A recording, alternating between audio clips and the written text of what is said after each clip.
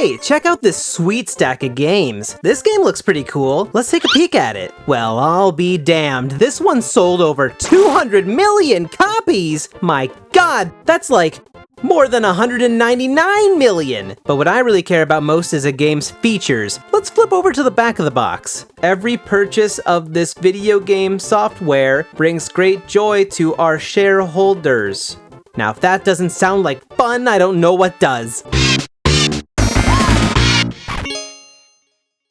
Video game sales numbers are stupid. That's not to say that they aren't interesting to talk about to some degree. I'm a dork, and dorks like me love borderline useless facts involving numbers. And decent sales help keep talented devs employed in this capitalist hellscape. But over the years, I've noticed that a bunch of gamers care way too much about how many copies a game manages to sell. The most obvious and common way is the seemingly crippling addiction some folks have to connecting huge sales to a game's actual overall quality. Sure, us gaming nerds can get a brief high out of yammering about the best-selling games of all time. Nothing better than informing the fam that Donkey Kong Country sold 9.3 million copies to distract from your transphobic stepdad rambling at the dinner table. We love our fun little facts. But if we actually take a gander at the list over here, plenty of these huge moneymakers aren't of particularly exceptional quality. For every generational title like Zelda Breath of the Wild, you also get Call of Duty Black Ops 3. Is Blops 3 the greatest COD game of all time simply because it sold the best? You know, the blurbs on the back of some of these COD boxes are exactly like the one from the intro, now that I think of it. Hogshart's Legacy sold a boatload thanks to being linked with an already extremely profitable franchise. He wins. $50 wasted, I'm going to Hooters. That, and it looked like any other decent, modern, Western action RPG ever made on the surface. And even a game like Borderlands 2. I quite liked it when I played it years ago, but it didn't exactly blow my mind in any way either. A lot of these games amassed unfathomable success, thanks to a bunch of different factors, way beyond the scope of their overall quality as games. It really depends on what games just happen to be in style with the wider public at the time, the marketing budget and the quality of that marketing, how easy the games are for the average person to get into. Like, even if Elden Ring is hard as balls, I can confirm, your average gamer is gonna be a lot more willing to give it a try when everybody they know is already playing it. Then there's the power of brand recognition, and the factor that I think is most often ignored, pure luck.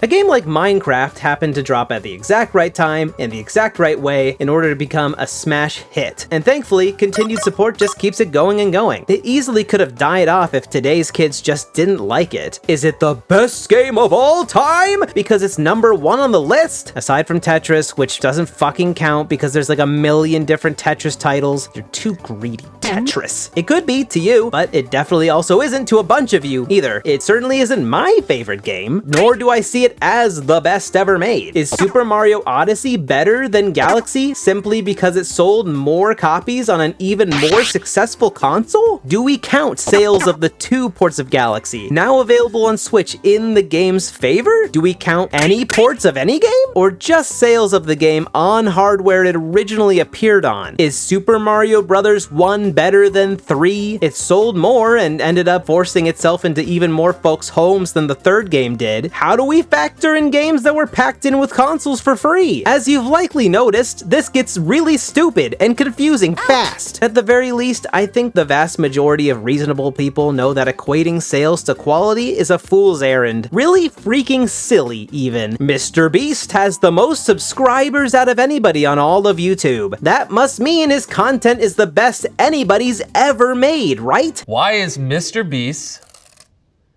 Might as well rename his channel to Mr. Best. And the same can obviously be said for a movie's box office results or music sales and streams. But then again, maybe the Avatar movies are so boring that daydreaming about the billions of dollars lining Disney's pockets may genuinely be more exciting. If you really want to argue with other people on social media about what games are better than another and have nothing else better to do with your time, That's so very, very sad.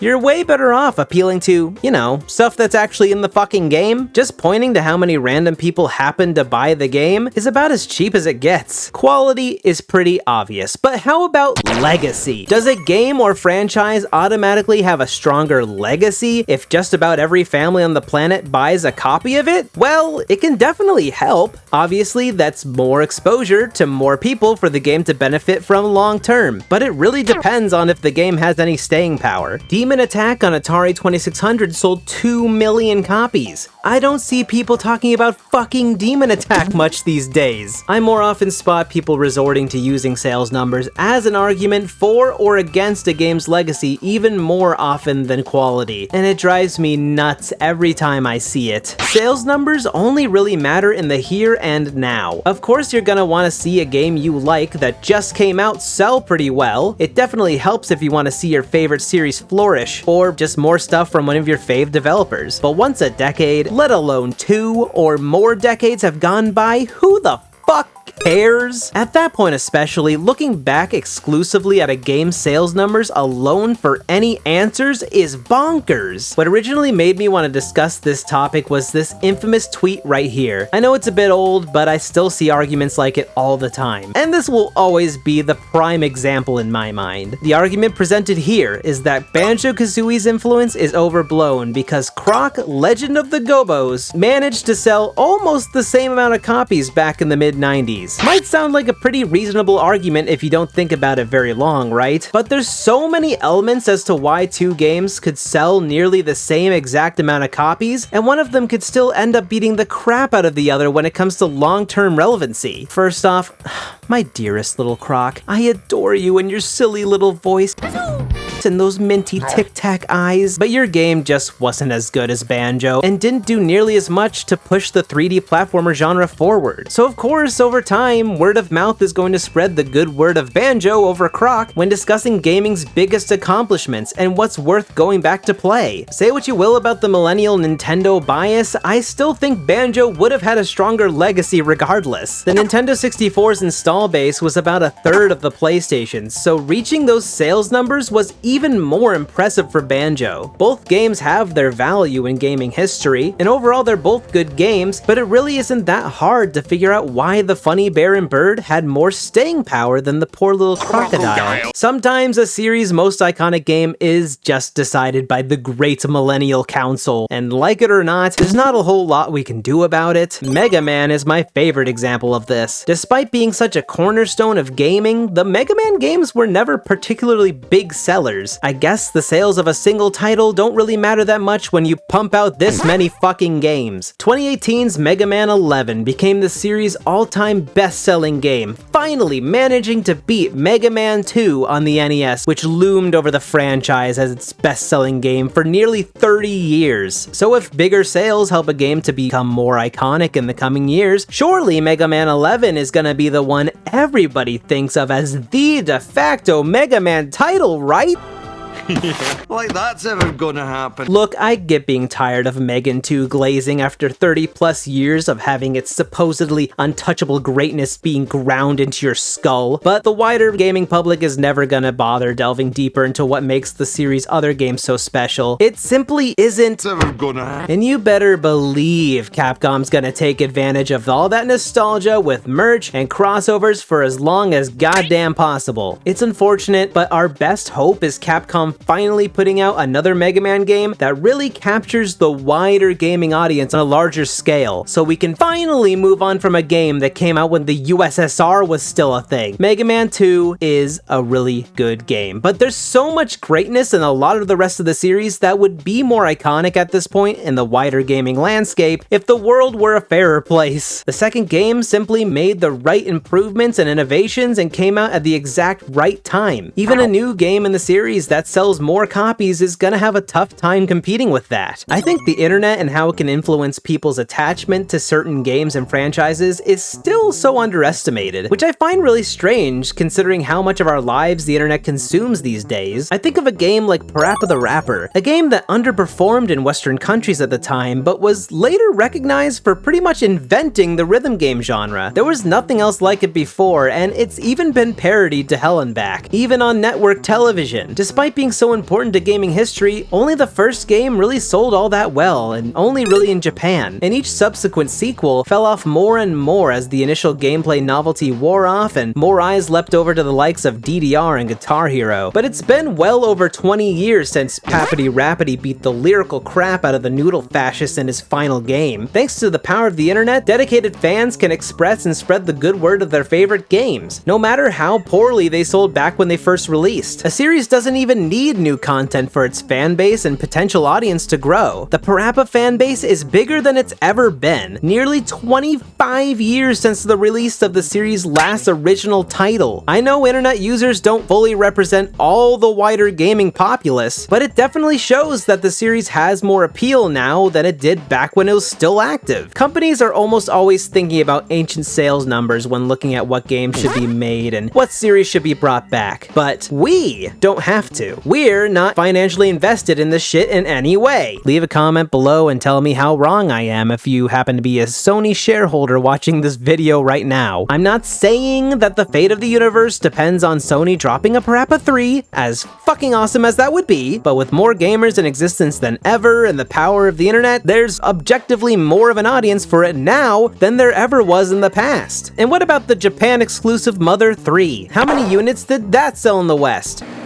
None. It didn't even release here, and yet I guarantee you that an official modern port on Switch would do pretty big numbers. All that and thanks to Lucas's appearance in Smash, dedicated fans translating the game to English, the game's connection to Toby Fox's games, and a bunch of other factors that have nothing to do with sales figures. There's a much larger pool of gamers interested in buying a larger variety of different types of games these days. And let's just be real, 90s and 2000s gamers, especially in America, some of them had some really dog shit taste sometimes, and that's why there's so many hidden gem amazing games nobody even bothered to give a glance back then. That or the marketing was so fucking terrible that people literally couldn't have known the game existed. Even now, there's huge swaths of gamers that'll sooner pay $60 for the next lazy Madden game EA sharts out over some ambitious and creative AA or indie title, but this problem isn't nearly as bad as it used to be. And let's not underestimate the power of a game just happening to be on the right console. All of those GameCube exclusive Resident Evil games would have sold way more units on the vastly more successful PS2, an effect easily proven when Resident Evil 4 was eventually ported to PS2 and sold considerably better despite this version looking like a zombie's decrepit ass cheeks. I think it says a lot when Sega looked at the best-selling Super Monkey Ball game, Banana Blitz on the Wii, which barely sold that much more than the others, and were like, heck, this sold like, I don't know, a couple 10K over the others, we gotta remake this one specifically. And Banana Blitz is not as good as the ones that preceded it, and I don't think Sega thought that long and hard about it, because the only reason this game was the best-selling one in the series at the time was because it was on the Wii very early on when it was super fucking popular. You wanna know what other stellar gaming experience sold really well on the Wii early on thanks to motion control hype? Carnival games!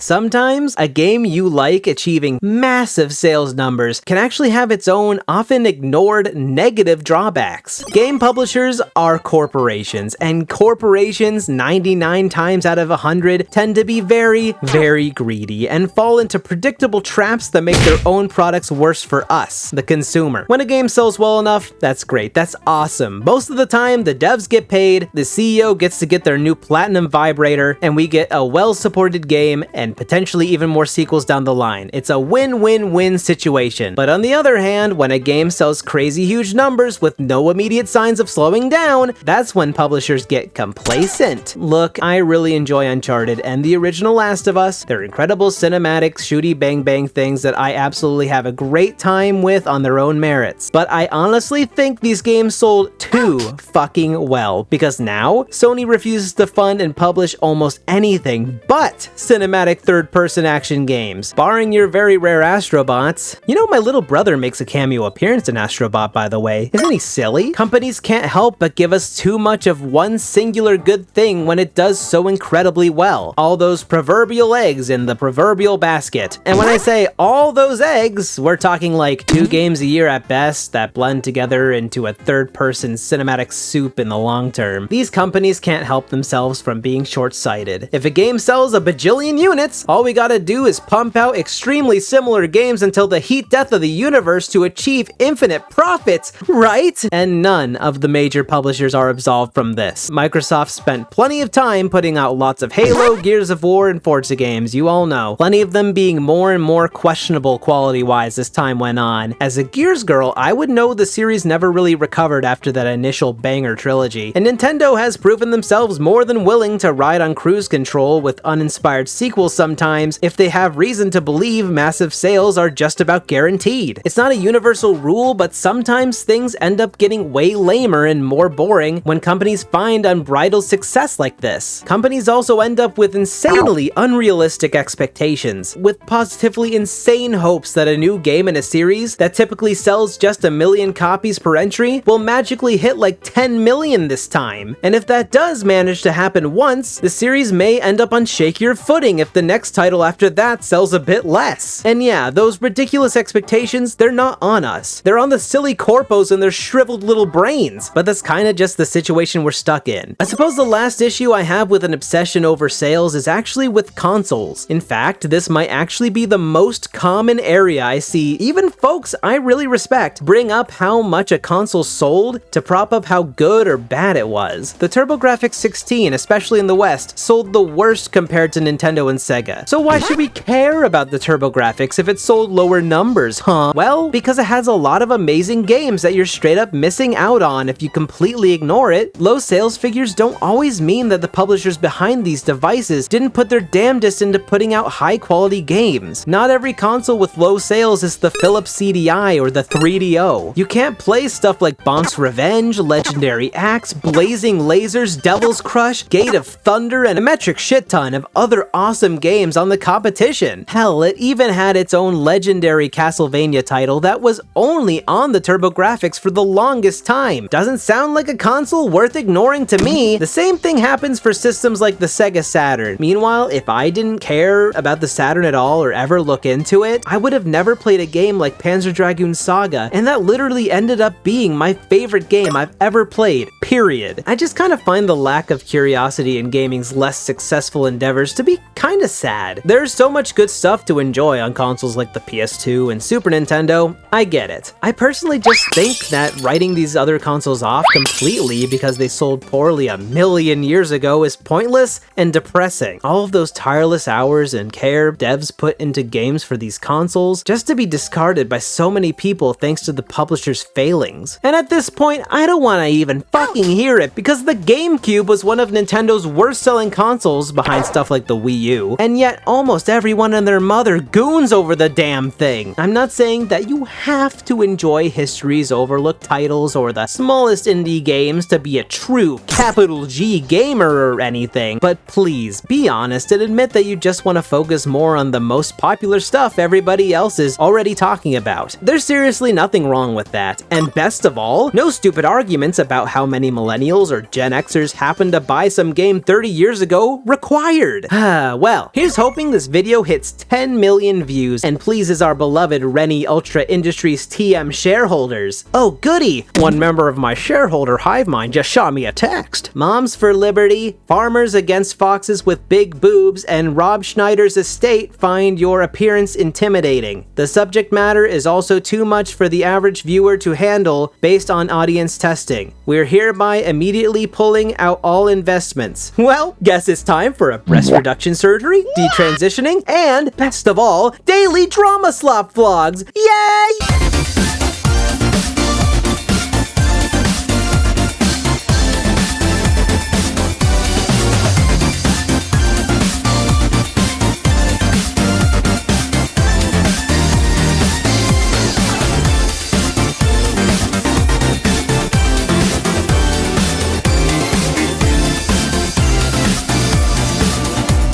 Buy a foo for college. Buy a mini for college. Buy a bean for college. college.